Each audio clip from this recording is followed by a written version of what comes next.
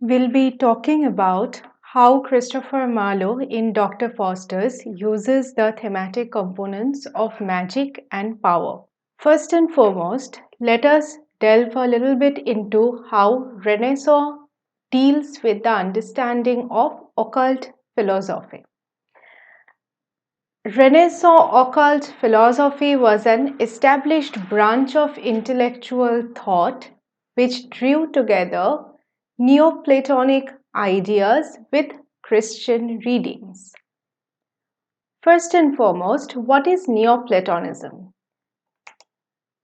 The primary idea of Neoplatonism happens to be that the ultimate principle of the world, the ultimate cause of everything is the mind. There is one real underlying truth to all the principles of the world, and the cause of all of it is the mind. Neoplatonists call this ultimate principle of the mind the one which is conceived as divine. Now, Neoplatonists were obviously deriving their understanding of this one penultimate conception of the universe, which can be conceived as one with the divine, from Plato himself. Now, the occult philosophers used this understanding of Neoplatonism that was gaining much favor during the Renaissance, and they believed that through rigorous study, man could realize his full potential and unite with the mind of God. He could then practice what was known as theurgic magic. Now, this understanding of human potentiality, the full potential, and the ultimate union with the mind of God was the goal behind the study of what we call Renaissance humanism, which will include within itself multifarious strands of knowledge. And the understanding behind theurgic magic was not something negative, it was not black magic per se, but theurgic magic which was deeply rooted in scientific understanding, scientific knowledge system itself, meant that it could unite the mind with the potential for divinity, magic which was used, magic which was basically seen as good or white magic, which could be used for communion with the divine and for conjuring the angelic spirits to produce the ultimate effects of union with the greater forces of the universe itself. Now, where is Dr. Faustus relating himself within this understanding of occult philosophy? In Marlowe's Dr. Faustus, the protagonist has been particularly associated with one of the leading occult philosophers of the time, Cornelius Agrippa. In fact, Cornelius itself is used as the name of one of the scholars who guides Dr. Faustus in Marlowe's texts. It is important to take note that Agrippa's On Occult Philosophy, Agrippa's book called De Occulta Philosophia, which can be translated into On Occult Philosophy, is used as a premise for the philosophical basis of Faustus's conjuring of spirits. Now it is up to us to understand what Faustus's spirits entail, whether they are good spirits or whether they are bad spirits.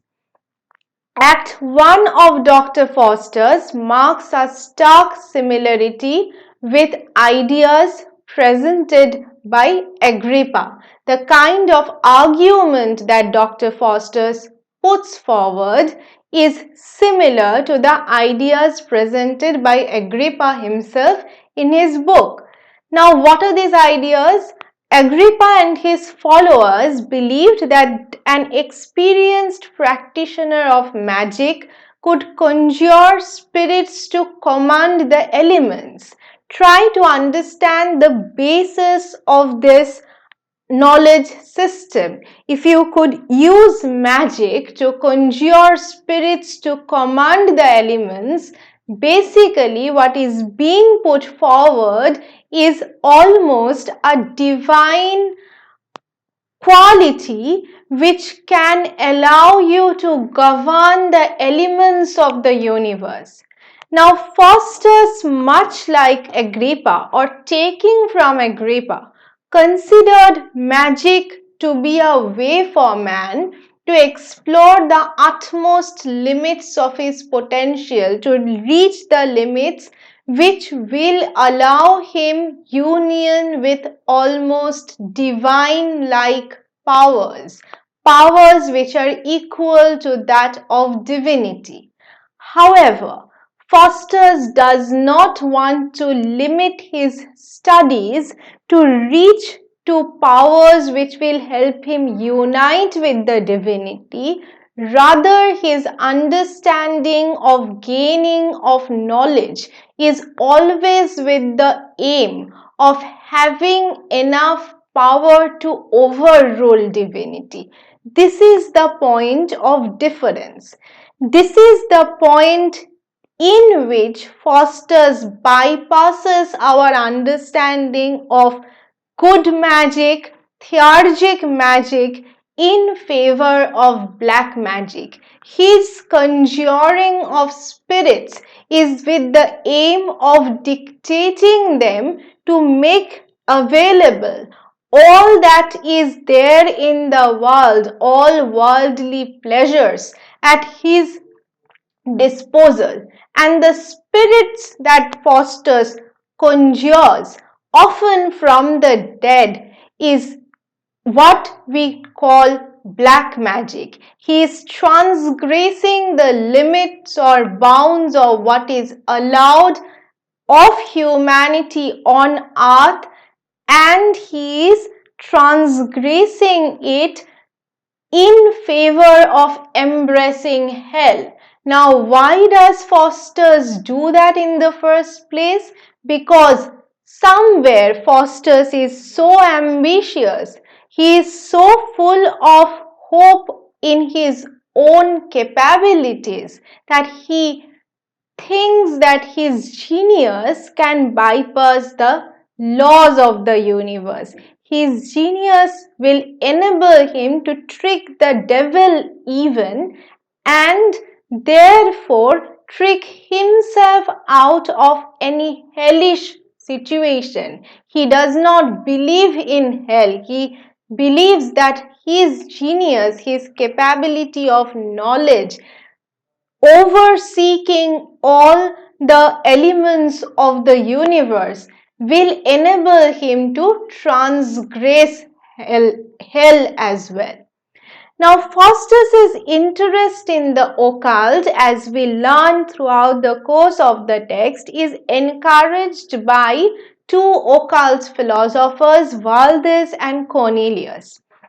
Cornelius might have been very deliberately fashioned on Agrippa, as we learned just in the previous slide. Now, Faustus's interest in the occult through his interactions with the occult philosophers does not result in the goal of communion with the divine. He wants to govern the divine, as put forward by him in this particular quote from Act 1, Scene 1. Philosophy is odious and obscure. Both law and physics are for petty wits. Divinity is the basest of the three, unpleasant, harsh, contemptible, and vile. It's magic, magic that hath ravished me. His absolute involvement with magic. He is discarding philosophy, he is discarding law and physics, he is discarding divinity as well in favor of magic. And in his rejection of divinity, he shows that magic has ravished Faustus, not the magic of the intellectual kind, not the magic that will lend him something good, or the magic that we learnt about of the Neoplatonist philosophers, but a different notion of bad or black magic altogether. Now, how do we know that the kind of magic that Faustus is embracing is black magic? Neoplatonic philosophers recognized different types of spirits. They recognized angelic spirits could be conjured and controlled by skilled philosophers through theurgic magic. However, inept practitioner could become controlled by malignant spirits. Faustus does not think of himself as an inept practitioner. He goes into it with the understanding that he will conjure up the spirits who will give him the utmost power. Since he goes into it with the understanding of gaining control over the universal elements, he is already conjuring something malignant in nature. He is bypassing what is available to him, what is given to him in the first place. The first appearance of the good and evil angels follow Faustus's long soliloquy, which ends with "A sound magician is a mighty god." It's Faustus's great challenge to equate himself with God. Here Faustus try thy brains to gain a deity.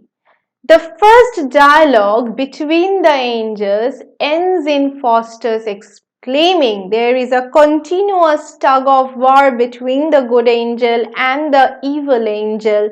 There is a continuous debate, almost reflecting Faustus's inner turmoil.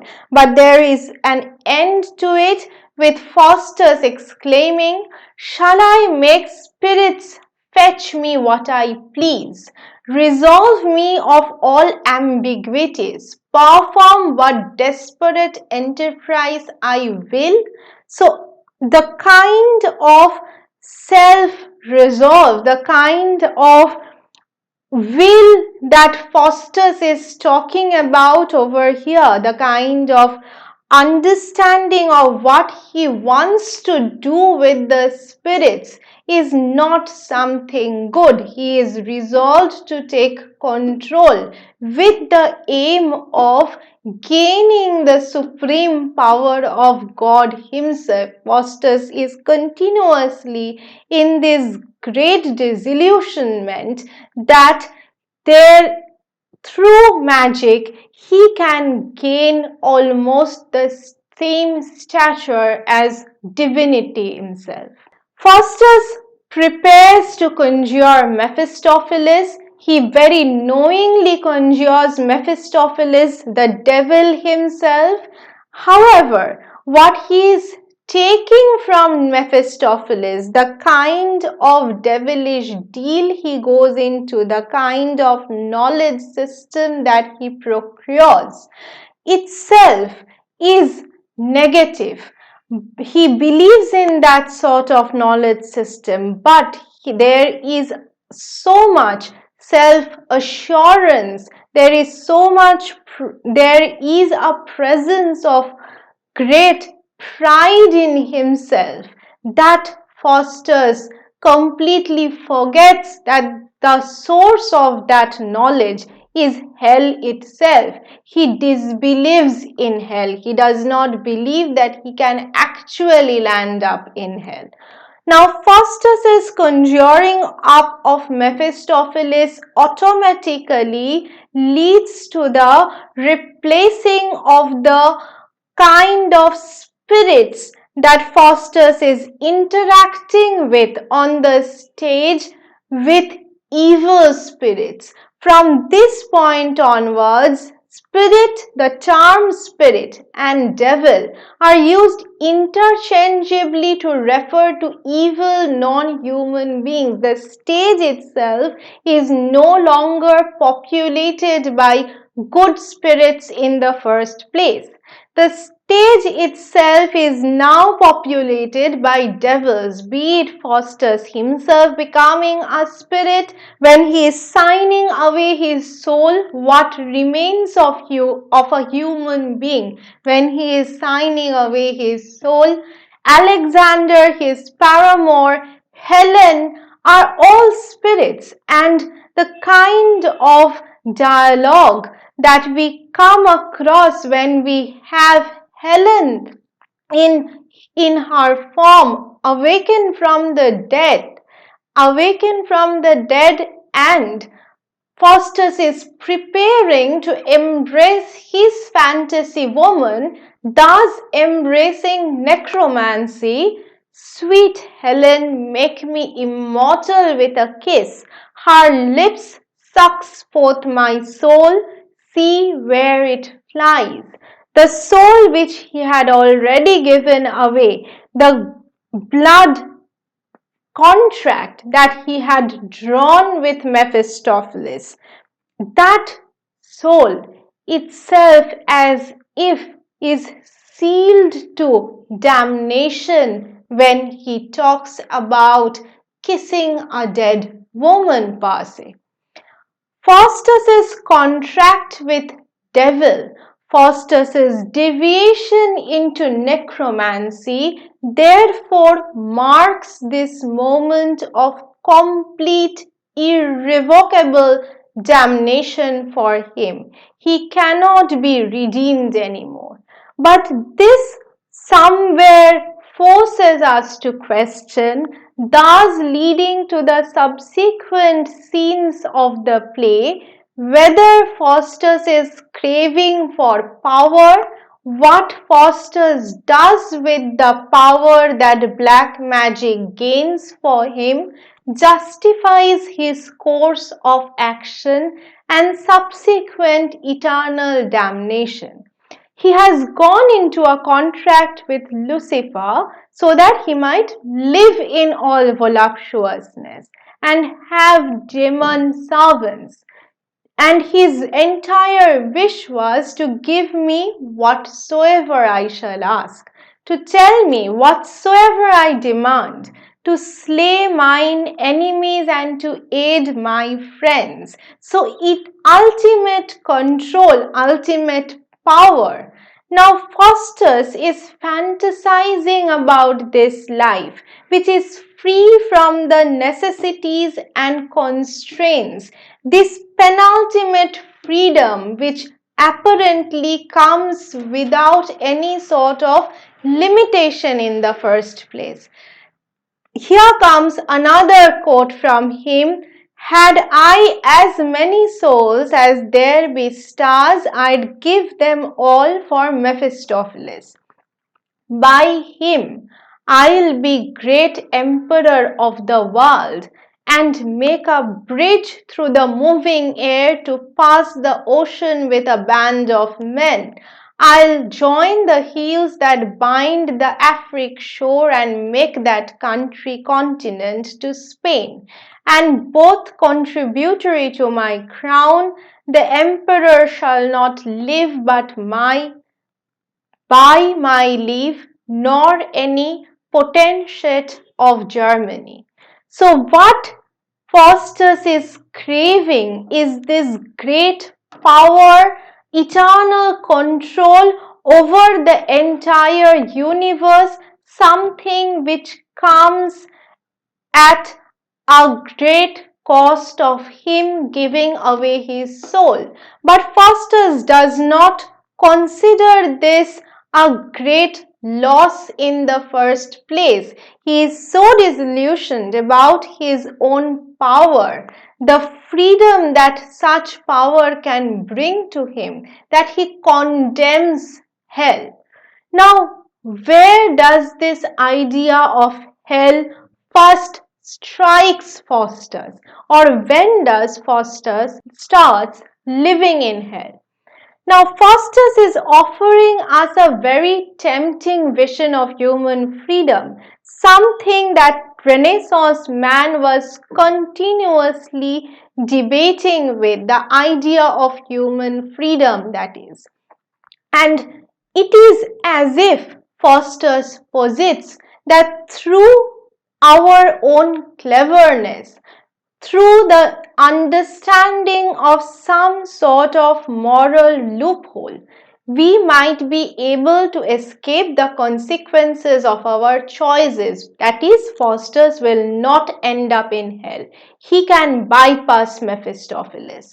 But as soon as he signs the contract and he questions the devil about hell, Mephistopheles responds with a chilling account. Hell hath no limits, nor is circumscribed in oneself place, but where we are is hell, and where hell is, there must we ever be. So what does this particular quotation signify?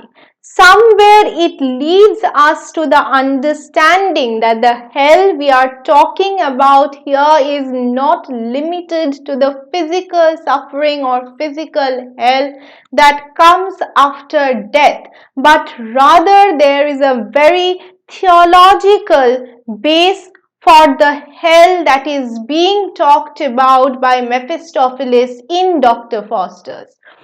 The conjurer, that is Faustus himself, responds very smugly, I think hell's a fable.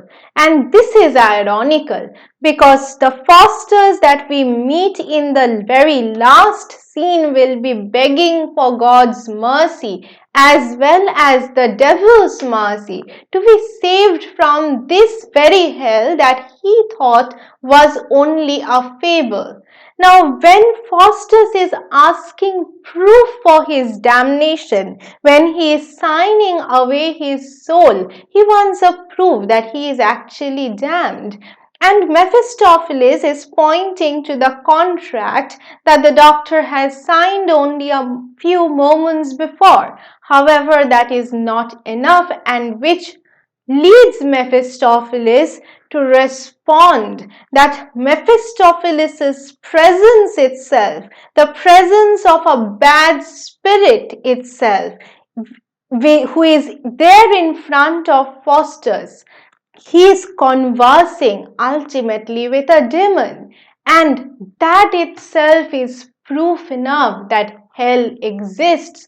That itself is the very moment from when Faustus has already started living in hell. Faustus's damnation started from the very moment he had conjured up Mephistopheles' presence. Now, the power of Dr. Faustus itself is ambiguous, and there has been many a times when we have questioned whether his sacrifice was great enough, the kind of sacrifice that was demanded of him. Wasn't it an unfair sacrifice in exchange of what he gained from it? What kind of power did he gain at the end of the day? Now, the conjurer himself had convinced himself that freedom means a life without consequences, and that such freedom can be acquired through human genius. But what happens when that human genius is leading him astray? That is not something Dr. Faustus is ready to answer at that point of time. What if his books are leading him astray? What if the knowledge that he is worshipping is not the right kind of knowledge? In this moment, Marlowe has very masterfully illustrated the kind of mental turmoil that Faustus is going through, that Faustus's rejection of the consequences of his action, his disbelieving nature, does not do him any good. His request for redemption, his wanting to repent for his sins, comes a little too late when he can no longer repent. Faustus believes that power and freedom are the same, and that by increasing his power, he can increase his freedom. In other words, he can bypass the contract that he had signed in the first place. But the tragedy that slowly unfolds proves Faustus wrong. And Faustus's power does not come without consequence. Faustus, in the very first place, forgets that his way of acquiring his power was only through binding himself to the devil. This meant that to illustrate the intractability of human limits, Marlowe himself put forward a situation where there is a constant debate between free will, what human beings can choose, what that choice can lead to at the end of the day, versus a predetermined fate, where human fate, despite the choices that he makes, is already divinely ordained. That is the kind of disposition that Dr. Faustus finds himself placed in through the ultimate debate that the drama highlights. Now, by transcending the traditional boundaries of human condition, Faustus succeeds in introducing a new, more terrible limitation, which he does not himself realize in the first place, that this is not a liberation. However, it's only a substitution of one set of rules for another, and that set of rules is much more grave in nature.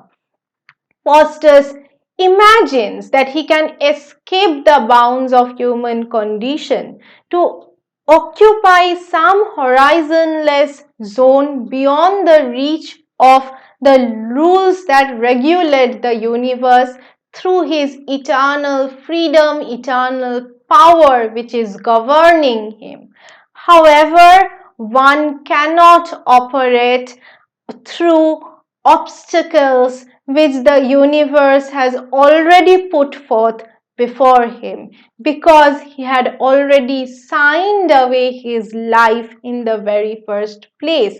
So it does not really make sense what life he is fighting for after the end of those years which were granted to him. Now, Faustus accomplishes very little through his power. There is a discrepancy between Faustus's ambition. He wanted universal control, but what are his actual achievements? When Faustus tells us of his aspirations early in the play, we can likely relate to them. We have all imagined having the power to fly, to rule, to bend others to their will. Early in the play, Faustus is musing about world of profit and delight, of power, of honor and omnipotence, promised to the master magician.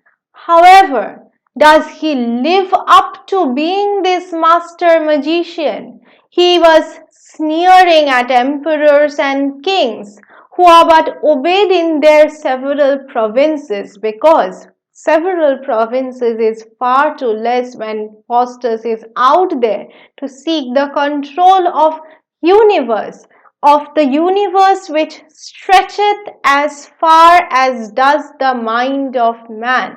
However, all of this ambition seems to be short-lived, seems to be forgotten, when later in the play, years into his contract, Faustus is seen playing pranks on the Pope and performing parlor tricks in the court of Charles V. It's as if the kind of powers that he wanted ultimately couldn't be applied to real life at all, and he is damned into playing petty tricks without even realizing that he is wasting away the years that had been made available to him in exchange of his soul. And we are made to question, we as an audience are made to question if this is the same man who was going to join continents in the first place. So what do we make of this? Where Faustus's magic, his aim to become the ultimate magician, gain all the power, ultimately fails, ultimately remains forgotten. And what is approaching slowly but surely towards him is the eternal damnation that awaits him, something that he cannot really go, or rather something he cannot really bypass, something he cannot escape.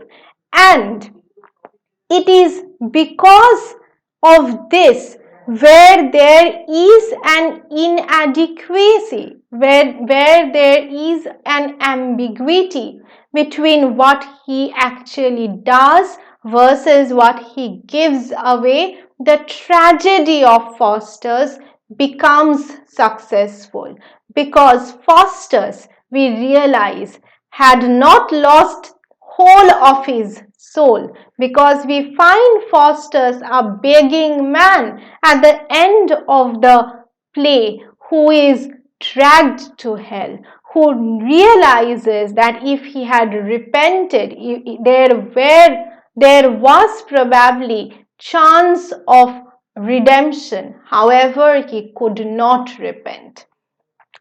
To sum up, Marlowe may be saying that an appetitive personality like Faustus, despite his ambitions, succumbs to temptation, and because of his hubris, because of this great pride and ambition, his over-seeking tendency, he becomes the ultimate Renaissance Icarus figure who fails and falls to his damnation because he was pursuing base pleasures. His appetite for knowledge was not the Neoplatonic understanding of union with divinity, but was with the aim of conquering divinity. That is why Faustus fails. Faustus tells us at the very beginning of the play that he has turned to magic because he has mastered all other subjects. However, towards the end, we are made to question, with all that knowledge that was available to him, Faustus, who is presented as a person of nearly unparalleled knowledge, what does he achieve at the end of the day? Instead of being a philosopher king, he is reduced, he is condemned to the stature of a clown almost. Therein lies Faustus's tragedy. Now, time to reflect after you are done reading through the text in light of seeing the themes of magic and power interwoven in the narrative itself. Let us try to answer these few questions. How does Faustus's quest for power and knowledge lead him to practice necromancy, and what effect does it have on his character? In what ways do Faustus's magical abilities impact his relationship with other characters? How is the theme of power explored through Faustus's interactions with supernatural beings such as Mephistopheles and Lucifer? What is the significance of Faustus's use of magic in the play, and how does it ultimately contribute to his downfall? Thank you.